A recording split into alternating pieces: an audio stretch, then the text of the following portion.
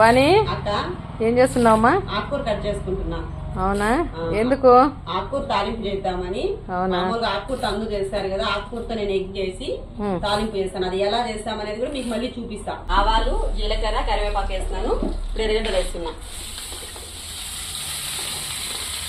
అలాగే పచ్చిమిర్చి మిక్సీ వేసుకొని పెట్టుకున్నాము, దాన్ని వేస్తున్నాం.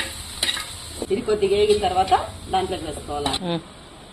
ఇప్పుడు ఆకుకూర వేస్తున్నాం కదా, ఇది మగ్గుతుంది. మధ్యలో మనం కోడిగుడ్లు అక్కడ ఉన్నాయి కదా, ఆ పగులు గుట్టుకొని మళ్ళీ ఫ్రై చేయాలి. ఓకేమ్మా. అది మధ్యలోపు ఈ కోడిగుడ్లన్నీ పగులు గుట్టుకొని మనం ఒక బౌల్లో పెట్టుకున్నాం. ఓకే అక్క, కోడిగుడ్లు వేసినాయి. ఇప్పుడు బాగా మగ్గింది కదా, ఇప్పుడు కోడిగుడ్డు వేసి దీన్ని బాగా కలిపెట్టుకోవాలి. ఇట్లా బాగా వేగిన తర్వాత ఆకుకూర తాలింపు రెడీ అయిపోతుంది. అయిపోయిందమ్మా తాలింపు. అయిపోయింది ఆకుకూర. ఒకసారి మీ తాలింపు చూపించండి మన అభిమానులందరికీ.